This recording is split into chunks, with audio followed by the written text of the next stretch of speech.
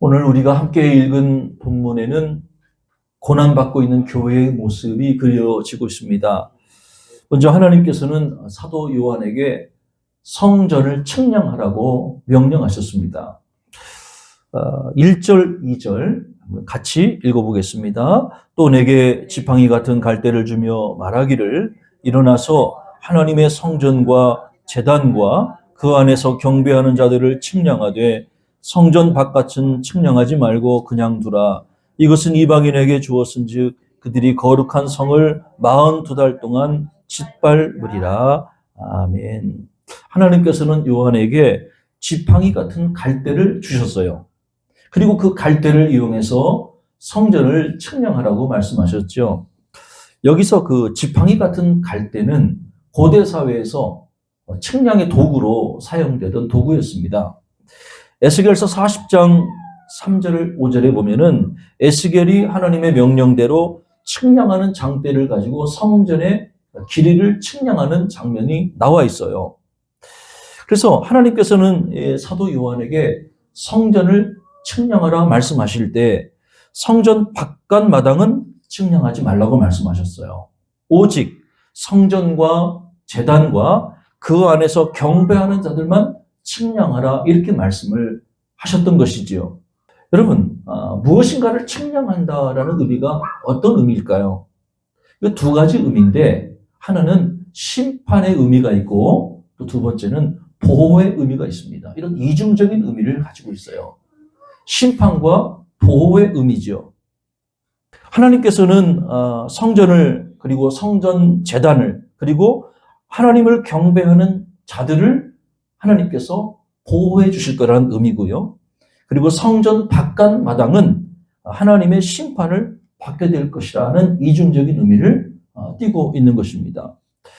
하나님은 교회를 성전을 보호하시고 또 성전에서 예배하는 자들을 보호해 주실 것입니다. 하나님은 오늘 하나님을 섬기고 예배하는 저와 여러분들을 보호해 주실 줄로 믿습니다.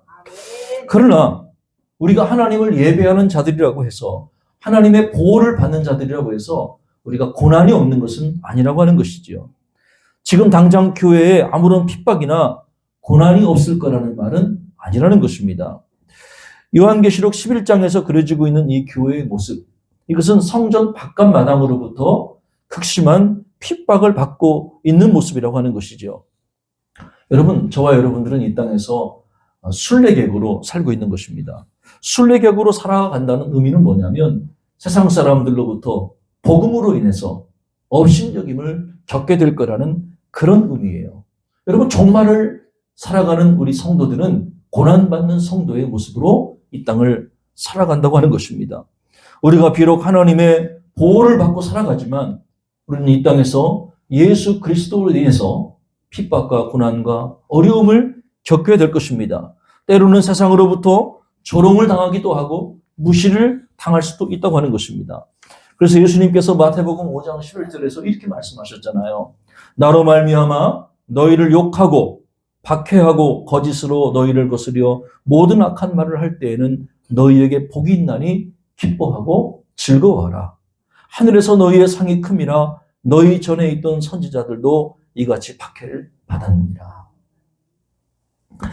1907년 5월 2일 동경 성서학원을 졸업한 정빈과 김상준, 이 두 분이 카우만 부부와 길보른과 함께 우리나라에 들어왔습니다. 이 무명의 전도자들은 당시 서울의 번화가였던 종로 연곡에 다 쓰러져가는 집 몇 칸을 세를 내서 노방전도에 힘쓰게 됐습니다. 몇 주가 지나 동양선교의 선교사들은 본격적으로 복음전도관을 시작할 수 있도록 건물을 얻어주고 떠나게 됐지요. 정식으로 복음전도관이 이 땅에 시작된 것은 1907년 5월 30일이었습니다. 그래서 한국성결교회는 이날을 성결교회 창립일로 대대로 지켜오고 있지요. 당시 복음전도관은 노방전도를 중시했습니다. 이명직 목사는 당시 노방전도의 모습을 이렇게 소개하고 있어요. 매일 저녁마다 한 사람은 긴 등잔을 들고 한 사람은 북을 치며 황토연에 가서 믿기만 하오 믿기만 하오 찬미를 부를 때 미신자는 물론하고 신자의 안목에도 만국의 때와 같이 보일 뿐만 아니라 굿중패, 남사당패와 같다고 조롱했습니다. 그러나 김상중, 전빈 이 두 사람은 어떠한 방법이든지 영혼을 구원하면은 개가죽이라도 무릅쓸 경우에는 그것을 사양치 아니하겠다는 주의로 오직 충성을 다하여 역사하는 중에 하나님께서 권능으로 함께 하셨더라. 그때 어떤 사람은 그러한 방법은 시대가 지났다 또는 얕고 천한 방법이라고 비평하였으나 이같이 길가에서 전도함으로 말미암아 구원을 받은 영혼이 서울과 그 주변 지역에 그 숫자가 실로 적지 아니하였더라. 제가 읽어드린 이 글은 조선 야소교 동양선교회 성결교회 약사라고 하는 옛 문헌에 소개되어 있는 그런 책을 옛날 구어 버전으로 여러분에게 좀 소개해드렸어요. 아마 여러분들이 읽으시면서 오늘 현대어와 조금 다른 느낌을 받으셨을 거예요. 초창기 한국 성결교회 지도자들이 어떻게 전도했는지를 우리가 알 수 있는 귀한 사료라고 볼 수가 있는 것이죠. 사람들이 전도자들을 가리켜서 굿중패, 남사당패와 같다고 조롱을 했다는 것이죠. 굿중패라고 하는 것은 혹시 여러분 굿중패를 아시나요? 스님들이 집집마다 다니면서 꽹과리를 치고 그러면서 쌀을 달라, 돈을 달라 구걸하는 그런 패거리. 좋지 않은 의미지요. 사람들에게 약간 민폐를 끼치는 그런 경우죠.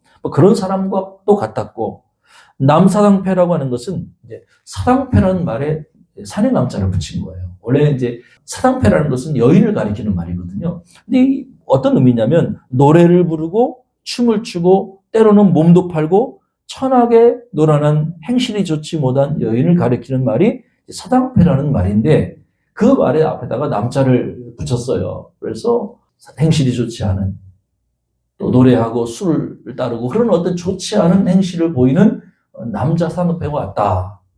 이걸 이제 전도자들을 가리켜서 비난하는 그런 말투로 이런 말을 했다고 하는 것입니다.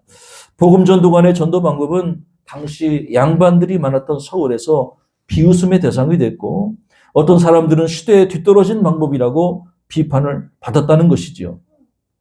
그러나 복음 전도관은 당시 사람들의 비웃음과 비판에도 흔들리지 않고 노방 전도를 했을 뿐만 아니라 문서 전도에도 힘을 써서 1904년 동양선교회 전보에는 우리는 지난 몇 달 동안 인쇄소에 한국어로 된 성결책자 35,000권과 전도책자 2만 권을 주문했다라고 기록되어 있을 정도로 많은 책이 우리나라에 보급되게 되었다는 것이지요.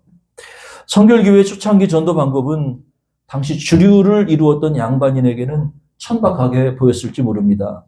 그러나 노방전도와 찬양전도, 문서선교를 통해서 많은 대중이 주님께 돌아오는 놀라운 결실을 보게 된 것은 분명한 사실인 거죠. 여러분, 우리가 지상에 있는 교회가 하나님의 보호하심을 받습니다만 그러나 보호뿐만 아니라 우리는 이 땅에서 고난을 겪기도 하는 것이죠. 그 고난은 우리가 주의 복음을 전하기 위한 고난이고 예수 그리스도의 이름을 증언하기 위한 고난이라고 하는 것이에요. 예수께서도 지상에 계실 때 당시 유대인들에게 많은 조롱과 고난을 받으셨지요. 또 예수님은 자신을 따르는 자들을 향해 너희들도 장차 많은 조롱과 고난을 받게 될 것이라고 예언해 주셨던 것이죠. 혹시 여러분들이 예수 그리스도의 이름을 증언하기 위해서 또 누군가에게 주의 복음을 증언하기 위해서 고난받고 계시다면 여러분은 진실로 복된 사람인 것입니다. 두 증인은 누구일까요? 우리 3절에서 5절 두 증인에 관해서 한번 같이 읽어보길 원하는데요. 성경 찾아서 한번 같이 읽겠습니다. 내가 나의 두 증인에게 권세를 주리니 그들이 굵은 베옷을 입고 1260일을 예언하리라. 그들은 이 땅의 주 앞에 서 있는 두 감람나무와 두 촛대니 만일 누구든지 그들을 해하고자 하면 그들의 입에서 불이 나와서 그들의 원수를 삼켜버릴 것이요 누구든지 그들을 해하고자 하면 반드시 그와 같이 죽임을 당하리라. 아멘. 여러분, 두 증인이 나옵니다. 이 두 증인이 누굴까요? 성경에는 이렇게 짝을 이루는 개념들이 있어요. 모세, 엘리야. 또 율법, 복음, 베드로, 바울, 짝을 이루는 개념이죠. 두 인물이나 개념이 짝을 이루는 경우가 성경에는 많이 등장을 하죠. 자, 이 두 증인이 누구일까요? 힌트가 있죠. 4절에 보면 그들은 이 땅에 주 앞에 서 있는 두 감람나무와 두 촛대라고 기록되어 있어요. 두 감람나무, 두 촛대. 그러면 또 두 감람나무는 누구냐? 점점 이게 어려워지죠. 이 두 감람나무에 대한 힌트는 스가랴서 3장 4장에 나오는데 이 이스라엘 백성들이 포로 생활을 마치고 귀국할 때 총독 스룹바벨 그리고 대제사장 여호수아를 가리킨다라고 되어 있어요. 이 두 사람은 금 기름을 흘리는 두 금관 옆에 서 있는 감람나무 두 가지다. 이게 스가랴 4장 12절에 예언이 된 말씀이에요. 스가랴 4장 14절에 보면 이 두 사람을 가리켜 이런 예언이 되어 있지요. 이는 기름 부음 받은 자 둘이니 온 세상의 주 앞에 서 있는 자니라. 다시 말씀드리면 두 감람나무가 누구냐면 대제사장 여호수아와 유대 총독 스룹바벨을 가리키는데 이 두 사람은 기름 부음 받은 자들이다. 이렇게 되어 있어요. 여러분 기름 부음 받는다는 게 어떤 의미인가요? 여러분 혹시 많이 들어보셨죠? 하나님 기름 부음을 우리에게 주십시오. 그럼 기름 부음의 정확한 의미가 뭐예요? 기름 부음은 성령의 권능을 가리킵니다. 성령의 권능을 가리켜서 기름 부음이라고 표현하고 있다는 것이죠. 예수께서 성령의 권능을 받은 사람이 어떻게 된다고 말씀하셨죠? 사도행전 1장 8절. 오직 성령이 너희에게 임하시면 너희가 권능을 받고 예루살렘과 온 유대와 사마리아와 땅끝까지 이르러 내 증인이 되리라 하시니라. 여러분 성령의 권능을 받은 신자는 예수님의 증언자가 되는 거죠. 할렐루야. 성령의 권능을 받으면 예수님을 증언하게 되는 거예요. 이 땅에 주 앞에 서 있는 두 감람나무는 성령의 권능을 받아 예수님의 증인이 되는 두 사람을 가리킨다 하는 것이죠. 왜 두 사람이냐? 여러분 참고로 말씀드리면 구약 성경에서 법정에서 증인으로 증인할 수 있는 최소한의 기준이 두 사람이에요. 한 사람은 증인이 성립되지 않은 거예요. 그러니까 두 사람이 증인 역할을 할 수 있게 되어 있는 거죠. 우리가 예수 그리스도의 이름을 세상 사람들에게 증언하기 위해서는 우리는 두 사람이 되어야 되는 것이죠. 그래서 성령의 권능을 받아 예수 그리스도의 이름을 전하는 사람들, 그 사람들을 그렇게 가리킨다고 하는 것이죠. 또 두 촛대는 무엇인가요? 여러분 촛대는 요한계시록 1장 20절에 보면 명확하게 되어 있죠. 교회라고 되어 있어요. 교회가 촛대예요. 그래서 두 감람나무와 두 촛대를 이렇게 통합해서 우리가 정리하면 이런 뜻이 되는 거예요. 성령의 권능을 받아 증인의 사역을 감당하는 교회. 이게 두 감람나무와 두 촛대의 정확한 의미라고 볼 수가 있는 것이죠. 그런데 3절을 보면 하나님께서는 이 두 증인에게 권세를 주어 그들이 굵은 배 옷을 입고 1260일을 예언하리라 라고 말씀하셨어요. 굵은 배를 입는다는 것은 어떤 의미일까요? 교회가 회개의 복음을 전한다는 의미예요. 그러니까 굵은 배의 옷은 회개를 상징하거든요. 그러니까 교회가 전해야 될 복음 가운데 회개의 복음을 전해야 된다는 거죠. 회개하고 주 앞에 돌아오는 메시지를 전해야 된다는 거예요. 또 두 증인이 1260일을 예언한다. 그런 의미가 있어요. 여러분 이 1260일이라는 게 한번 여러분 계산해 보세요. 1260일을 연 달수로 계산하면 3년 6개월이 되거든요. 이 3년 6개월 동안 예언한다. 교회가 3년 6개월 동안 예언한다. 이 3년 6개월 하면 우리가 떠오르는 게 있죠. 구약 성경에서 엘리야의 사역을 떠올리게 하죠. 야고보서 5장 17절에 보면은 엘리야는 우리와 성격이 같은 사람이로되 그가 비가 오지 않기를 간절히 기도한즉 3년 6개월 동안 땅에 비가 오지 아니했다. 이렇게 기록하고 있어요. 그러니까 교회가 엘리야의 사역을 감당하게 될 것이다.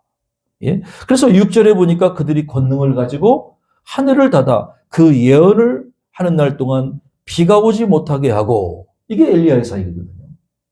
그러니까 교회가 회개의 복음을 전할 뿐만 아니라 기도의 능력으로 주의 복음을 전할 거라는 그런 의미죠. 또 6절에 이어서 또 권능을 해가지고 물을 피로 변하게 했다. 여러분, 물을 피로 변하게 했던 사람이 구약성에 누구였죠? 모세입니다. 하나님께서는 기도를 통해서 3년 6개월 동안 이스라엘 땅에 비가 내리지 않도록 능력으로 역사하셨던 그 엘리야와 또 바로 앞에서 나일 강물을 피로 변하게 했던 모세의 사역을, 그 권능을 누구에게 맡기셨느냐? 교회에 맡기셨다는 거예요. 말세를 만난 우리 교회에 맡기셨다는 거예요. 그 목적은 뭐죠? 성령의 능력으로 땅끝까지 이르러 주의 복음을 전하기 위한 것이라는 거예요. 여러분, 하나님께서 교회에 권능을 주셨어요. 하나님께서 교회에 권능을 주신 목적은 주의 복음을 전하기 위한 거라는 거예요. 주님의 증인된 사역을 감당하기 위함이라고 하는 것이죠. 특별한 사람에게만 이 권능을 주신 것이 아니라 말세에는 이 모든 사람에게 성령의 권능을 주셨다고 말씀하셨죠. 사도행전 2장 16절 이하에 그렇게 말씀하시죠. 이는 곧 선지자 유에를 통하여 하신 말씀이니 일러스되 하나님이 말씀하시기를 말세에 내가 내 영을 모든 육체에 부어주리니 너희의 자녀들은 예언할 것이요 너희의 젊은이들은 환상을 보고 너희의 늙은이들은 꿈을 꾸리라. 그때 내가 내 영을 내 남종과 여종에게 부어주리니 그들이 예언할 것이요. 하나님께서는 두 증인인 교회에게 놀라운 영적 권세를 주셨습니다. 그래서 그 권능을 가지고 예수 그리스도의 이름을 세상에 증언하도록 하나님께서 우리를 불러주셨다는 거죠. 때로는 하나님께서는 교회에게 이 사명을 감당하도록 엘리야와 모세와 같은 능력을 허락해 주셨다고 하는 거예요. 이 이야기가 남의 이야기가 아니라 오늘 우리에게 주신 귀한 사명이고 권능인 것입니다. 그러므로 주님의 몸된 교회인 여러분은 성령의 능력을 구해야 합니다. 우리가 주의 복음을 전하기 위해서 우리는 하나님으로부터 성령의 권능을 달라고 간절히 기도해야 하는 것이죠. 그때 하나님께서는 우리에게 성령의 능력을 주셔서 성결과 은사와 능력을 부어주셔서 우리에게 예수 그리스도의 이름을 세상에 널리 전하게 될 것입니다. 문제가 있습니다. 두 증인이 복음을 전하다가 고난을 당하게 될 것이에요. 무적행으로부터 올라오는 짐승에게 죽임을 당하게 될 것이라고 이렇게 말씀하셨죠. 7절 이하에 보면 그런 말씀이 있어요. 그들이 그 증언을 마칠 때에 무적행으로부터 올라오는 짐승이 그들과 더불어 전쟁을 일으켜 그들을 이기고 그들을 죽일 터인즉 그들의 시체가 큰 성길에 있으리니. 여러분, 이 무적행이라는 것은요, 끝이 없는 터널, 끝이 없이 깊이 가도 끝이 없는 그러한 그 공간. 그러니까 우리가 이 무적행이라고 하면 사탄이 가공되어 있는 곳이라고 우리가 이해를 할 수가 있어요. 그런데 잠시 이 무적행으로부터 사탄이 올라와서 교회를 상징하는 두 증인과 치열한 영적인 전투를 벌이게 될 것이라는 거예요. 그리고 교회는 사탄에게 패배를 당해서 죽임을 당할 것이라는 거죠. 왜 우리에게 이러한 일이 일어났는지 우리는 알 수가 없어요. 우리는 이런 예언을 통해서 교회는 두려워하거나 낙심할 수도 있겠지요. 지금도 얼마나 많은 곳에서 주님의 교회들이 사탄과 치열한 영적인 전쟁을 벌이고 있는지 모릅니다. 베드로전서 5장 8절 말씀처럼 우리의 대적 마귀는 우는 사자와 같이 두루 다니며 삼킬 자를 찾고 있는 것이지요. 이것이 엄연한 영적인 현실입니다. 예수께서도 지상에 계실 때 치열한 사단의 공격을 받으셨습니다. 그래서 예수님께서 십자가에 죽기까지 하셨죠. 사탄이 완전히 승리하는 것처럼 보였습니다. 예수님을 따르는 자들에게는 진정한 의미에서 승리가 주어질 거라는 거예요. 내가 너로 여자와 원수가 되게 하고 내 후손도 여자의 후손과 원수가 되게 하리니 여자의 후손은 내 머리를 상하게 할 것이요 너는 그의 발꿈치를 상하게 할 것이야. 사탄이 여자의 후손의 발꿈치를 상하게 하지만 여자의 후손은 뱀의 머리를 짓밟으라는 거예요. 뱀의 머리를 짓밟는다는 거예요. 승리는 누구의 것이냐? 여자의 후손이신 예수 그리스도의 것이라는 거죠. 여러분, 낙심하지 마십시오. 전투는 끝나지 않았습니다. 우리 하나님은 능력의 하나님이세요. 에베소서 1장 15절 이하에서 바울이 하나님께서 성도들에게 베푸신 능력이 얼마나 큰지를 성도들이 알게 해달라고 기도했지요. 하나님의 능력은 그리스도 안에 역사하셔서 죽은 자들 가운데서 예수 그리스도를 다시 살리셨습니다. 그리고 하나님은 다시 살리신 예수 그리스도를 하나님의 보좌 우편에 다시 앉히셨습니다. 그리고 그를 모든 이름 위에 뛰어나게 하셨고 만물을 그 발 아래 복종하게 하셨고 통치하게 하셨습니다. 비록 사단이 일시적으로 예수님의 발꿈치를 상하게 했지만 하나님은 예수 그리스도를 죽은 자 가운데 능력으로 부활하게 하셨어요.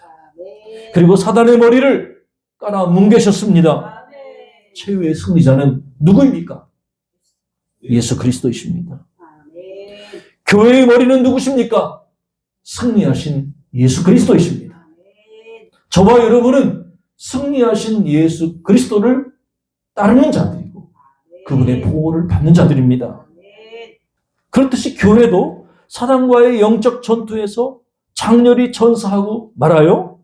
그러나 여러분 11절 12절에 보면 반전이 일어나죠. 한번 읽어보십시다. 11절 12절 시작. 3일 반 후에 하나님께로부터 생기가 그들 속에 들어가매 그들이 발로 일어서니 구경하는 자들이 크게 두려워하더라. 하늘로부터 큰 음성이 있어 이리로 올라오라 함을 그들이 듣고 구름을 타고 하늘로 올라가니 그들의 원수들도 구경하더라. 아멘. 3일 반 후에 하나님께로부터 생기가 그들 속에 들어갔다는 거예요. 그들이 누굽니까? 예수 그리스도의 이름을 증언하다가 통렬히 장사한 두 증인. 성령의 권능을 받아 주의 복음을 증거했던 교회, 그들 속에 3일 반 후에 하나님의 생기가 들어갈 거라는 거예요. 예수께서 죽은 자 가운데서 3일 만에 부활하셨던 것처럼 사단과의 싸움에서 죽은 것처럼 죽었던 교회도 하나님의 생기로 인해 다시 그리스도의 부활에 동참하게 될 거라는 거예요. 할렐루야. 여러분, 저와 여러분은 누구입니까? 저와 여러분은 교회입니다. 너희는 하나님의 성전인 것과 하나님의 성령이 너희 안에 계시는 것을 알지 못하느냐. 우리가 교회입니다. 건물이 교회가 아니라, 조직이 교회가 아니라, 재정이 교회가 아니라 우리가 교회입니다. 저와 여러분은 주님의 몸된 교회로 부름을 받았습니다. 또한 예수님은 우리의 머리가 되십니다. 그는 몸인 교회의 머리시라 골로새서 1장 18절 말씀입니다. 사랑하는 여러분, 교회의 머리가 되신 예수 그리스도께서 우리와 함께 하시기에 우리에게 영원한 승리가 보장되어 있는 것입니다. 우리의 주님이신 그리스도는 부활하셨고 그리스도의 부활은 우리의 것입니다. 지금 당장은 우리가 세상에서 낭패하고 실패를 당하는 것 같지만, 그리고 교회가 세상의 거대한 도전 앞에서 아무런 영향력을 발휘하지 못하는 것 같지만 우리는 승리할 것입니다. 그렇게 될 수밖에 없는 이유는 우리의 머리 되신 그리스도께서 이미 사단의 전쟁에서 승리하셨기 때문입니다. 그래서 사도 바울은 그리스도 안에 있는 자신의 참된 모습을 발견하고 다음과 같이 고백했습니다.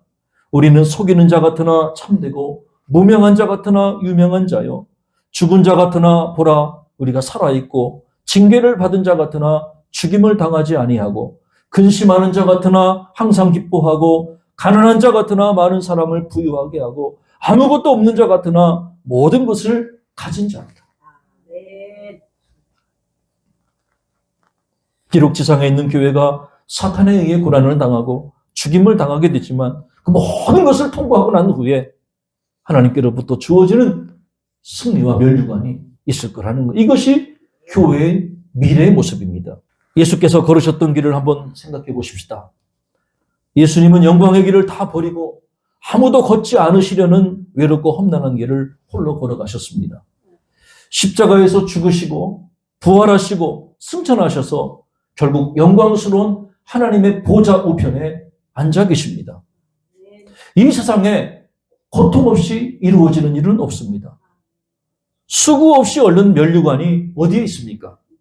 그런 면에서 지상의 교회는 묵묵히 그리스도의 뒤를 따라야 합니다. 세상이 알아주지 않고 외면해도 주님께서 걸으신 그 고난의 길, 골고다의 길을 묵묵히 따라 걸어야 하는 것입니다. 저는 끝으로 한 목사님의 글을 여러분에게 소개해드리면서 말씀을 맺고자 합니다. 어느 해 여름 한국교회에 수치스럽고 감당하기 어려운 힘든 추문들이 많았다. 나는 깊은 슬럼프에 빠졌습니다. 한국교회는 끝이다. 이제는 희망이 없다. 별의별 생각이 다 들고 극심한 두려움과 절망이 나를 엄습했습니다. 당시 내 상태는 낙심 그 자체였습니다. 이런 한국교회의 문제는 한두 교회가 발버둥 쳐서 회복될 문제가 아니라는 생각에 소망마저 잃게 됐습니다. 그런 나를 하나님은 이렇게 설득하셨습니다. 얘야, 정신 차려라. 넌 지금 과장된 낙심에 빠져 있는 거란다. 교회가 망하긴 왜 망해? 십자가 진 예수가 교회의 주인인데 이 일은 교회 안에 복음을 죽여놓은 너희 같은 종들의 타락으로 생겨난 결과일 뿐이야. 지금이라도 복음을 일깨우면 피 묻은 십자가와 예수 그리스도가 선명히 드러나도록 정신을 차리고 일한다면 교회는 회복될 것이다. 교회는 살아난다. 한국 교회의 제2의 부흥의 때가 반드시 올 줄로 믿어라. 그날 새벽 나는 여전히 신실하게 한국 교회에 자신의 자리를 지키는 수많은 목회자를 위해 기도했습니다. 곳곳에서 여전히 아름답게 교회를 섬기고 계시는 목사님과 사모님들을 위해 기도했습니다. 마음이 외롭고 힘드십니까? 텅 빈 들판에 혼자 서 있는 것 같습니까? 바로 그때가 낙심에서 일어나 하나님의 약속을 붙들 때입니다. 사랑하는 여러분, 최근에 여러분 어떠십니까? 혹시 낙심하고 계시지 않습니까? 저는 여러분에게 다음과 같이 권면하고 싶습니다. 여러분 낙심하지 마십시오. 과장된 낙심에 빠지지도 마십시오. 우리의 주인은 예수 그리스도이십니다. 교회의 주인도 예수 그리스도이십니다. 우리가 이 민족을 위해 기도하는 한 하나님은 이 민족을 붙들어 주실 것입니다. 우리가 말씀대로 살아가더라도 이 세상에서 당하는 고난을 피해갈 수는 없습니다. 그 때문에 우리가 잠시 낙심할 수도 있습니다. 그러나 우리는 교회의 머리가 되신 예수 그리스도를 다시 바라볼 때 희망을 갖게 될 것입니다. 우리는 장차 하늘로부터 이리로 오라는 하나님의 큰 음성을 듣게 될 것입니다. 그러므로 저는 여러분이 교회의 미래를 밝히 알고 현재의 고난을 잘 이겨내시기를 바랍니다. 교회는 이깁니다. 반드시 이깁니다. 비록 고난은 당해도 교회는 이깁니다. 왜냐하면 교회의 머리이신 예수 그리스도께서 이기셨기 때문입니다. 기도하겠습니다.